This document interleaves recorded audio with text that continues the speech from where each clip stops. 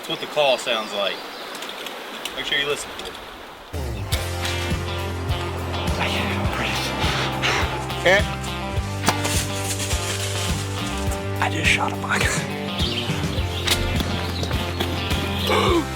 Yeah. Oh my gosh.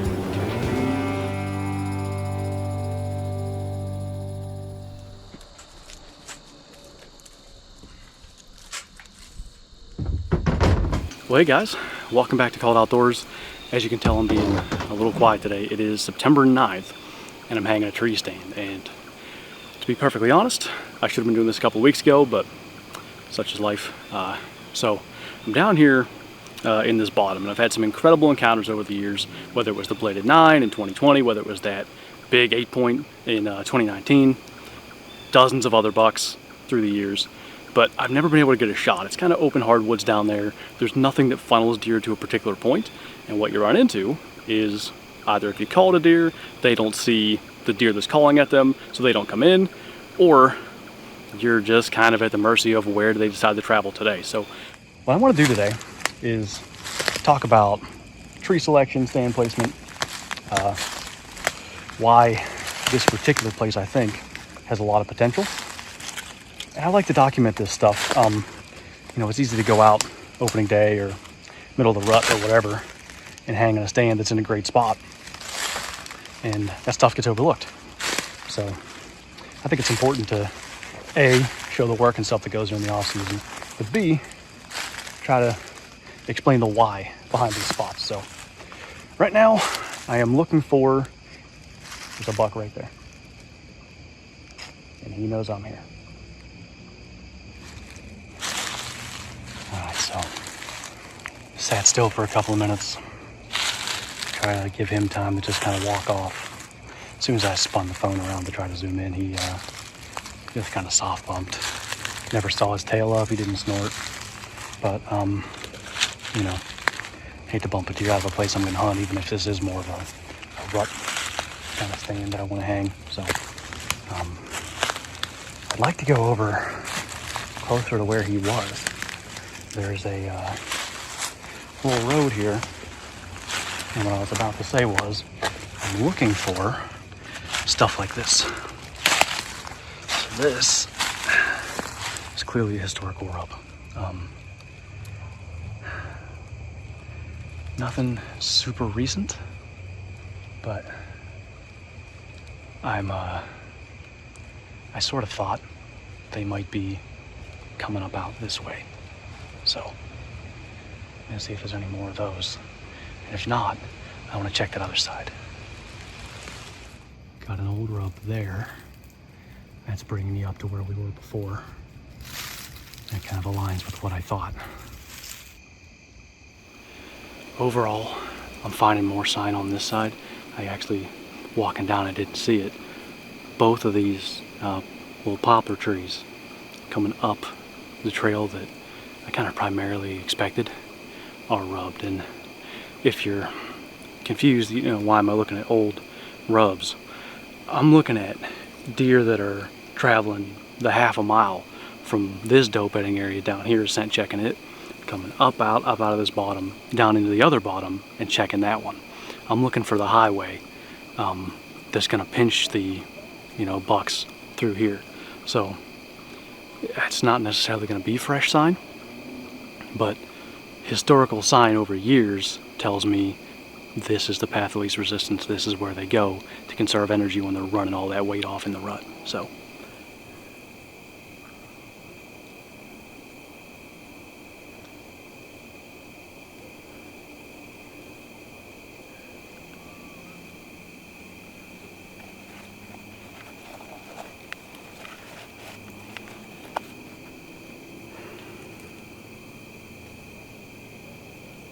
all right. I think that small beech tree is the one. Beech is excellent. It's been a dry year, so those leaves might not hold on like they do most years. Most years, beech leaves are going to stay there till January. So, you know, you pick a spot with a lot of cover in September, come November, you climb up there and it's bare. That won't be the case here. I'm not sure if we'll have, you know, extreme leaf cover, but there's also there's a lot of beech back there. There's a beech sapling that I think I'm gonna actually ratchet strap over, and that'll just give us additional cover. I like this. Beech is like my favorite cover. I don't typically put a stand in a beech tree. They're smooth bark, you know, you have a little less to bite into, but we can make it happen. Alright, got the stand in the tree, solid. I really like it. It's probably a foot higher than I wanted it, but I thought I had another ratchet strap. I don't. I gotta come back anyway and trim shooting lanes. It's getting too late. I do not want to be making a big disturbance in here, you know, right before dark, so. That's a nice block.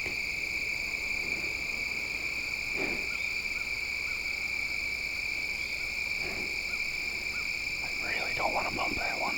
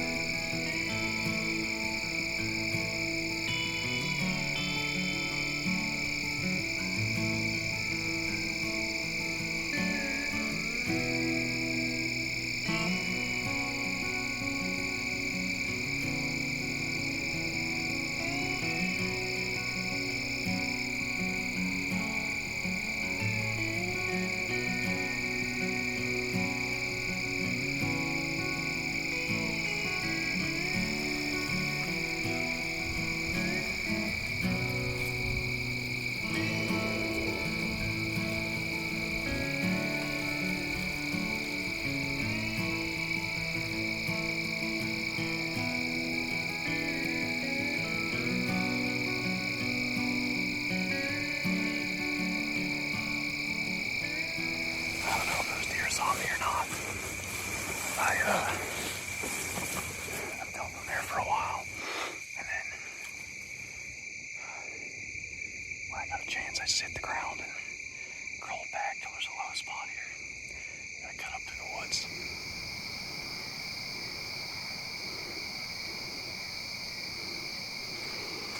I still see that big one.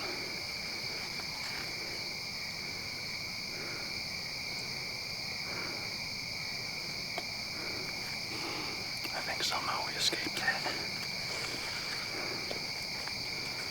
Just gotta cut back through the woods a little further. That's why we got out of there. And we'll come back and trim stuff later.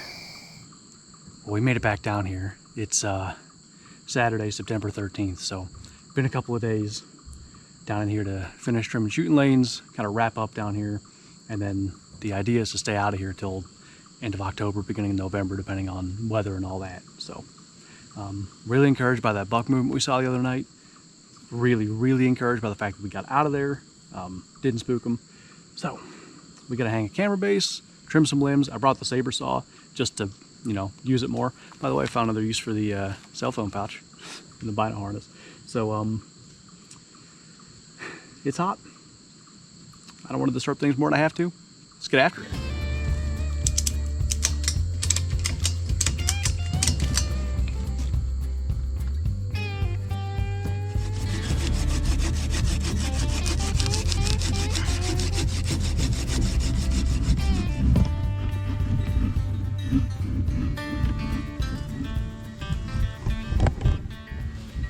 I like to share tips that seem probably pretty obvious. And the reason is, somebody out there maybe hasn't thought of it yet. So one of the things I like to do when I'm cutting shooting lanes is I go up in the stand and I'll make a little video with my phone pointing out which branches I want cut and sometimes at what height.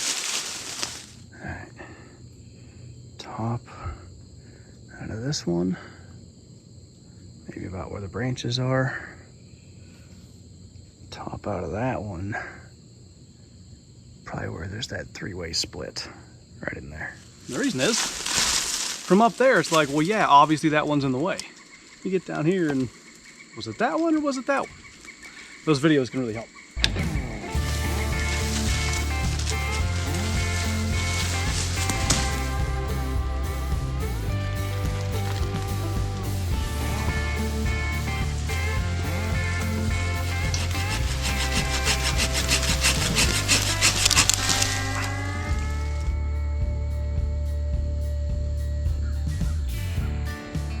I'm seeing. So I pulled this tree over. Usually I've got it tied to the main tree. So we're in these branches now. And I really think like when these leaves die, like I said, they'll hang on, but when they die and that volume of cover diminishes, we're still in this stuff. I really think that's going to help, you know, come November. So shooting lanes, let's see, I've got here and there. So plus I can stand up and I can shoot 20 and 30 straight out ahead of me. And I was looking, you may saw I was looking up here with the binoculars the other day. I was looking for beech nuts because there's a ton of beech back in here. And I could imagine a dry year like this, you know, less food available. We might see them just up on this hillside looking for them. But all this stuff is gonna act as cover too. So I think no matter how they approach this, it's gonna work. Based on the sign, based on the historical rubs, based on everything I could find, I think we're in the right spot. I don't think we'll see as many deer as we have in the past hunting like in that bottom like 200, 250 yards from here, but I think we will see deer that are in range more consistently. And hopefully we get an opportunity to punch a tag right here from this stand. So I think that's gonna do it for this video. I'm gonna get out of here. I will not be back till the end of October, early November. So no disturbing this area for about 2 months. And we'll see if we have a meeting with a buck, a doe, anything in between right here from this tree. So on that note, that's gonna do it for this video. Thank you guys for watching, and I'll see you next time.